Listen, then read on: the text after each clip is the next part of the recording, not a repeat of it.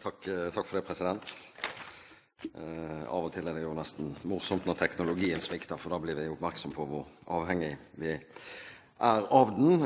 Og det gjelder jo strengt tatt i denne saken også, altså en næring som er teknologitung i betydelig større grad enn kanskje folk flest er klar over, og som har et stadig større behov for kompetanse, utvikling og rekruttering av høykompetent arbeidskraft.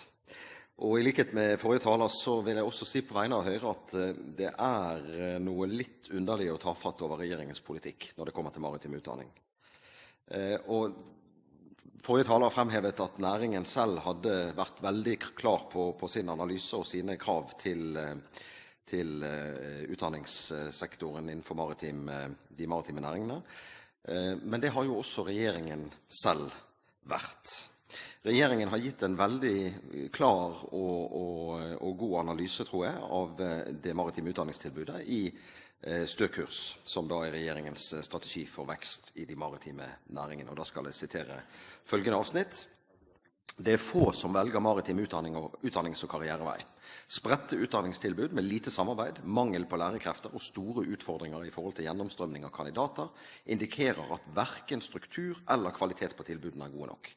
Situasjonen for maritim utdanning og forventet behov for fremtidig arbeidskraft tilsier at det må fokuseres på kvalitet og samarbeid mellom utdanningsinstitusjonene. Regjeringen vil utrede hvordan kvalitet og fremtidig struktur på maritim utdanning kan bedres med sikte på å få flere elever, studenter, til å velge å gjennomføre en slik utdanning. Det er en veldig klar analyse, som altså munner ut i det løftet om at regjeringen vil utrede fremtidig struktur og kvalitet. Dette har forundret oss når vi i mellomtiden da frem til i dag har for eksempel behandlet den store stortingsmeldingen Utdanningslinja i fjor, hvor altså maritim utdanning til tross for det jeg nettopp har sitert ikke var nevnt ved et eneste ord. Dette tok vi opp fra Høyre sin side i merknader til den samme stortingsmeldingen.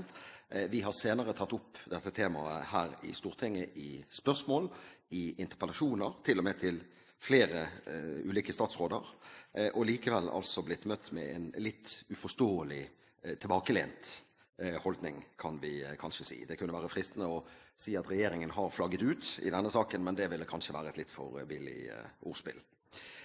Så derfor dette representantforslaget fra Høyre, hvor vi altså ber om en stortingsmelding.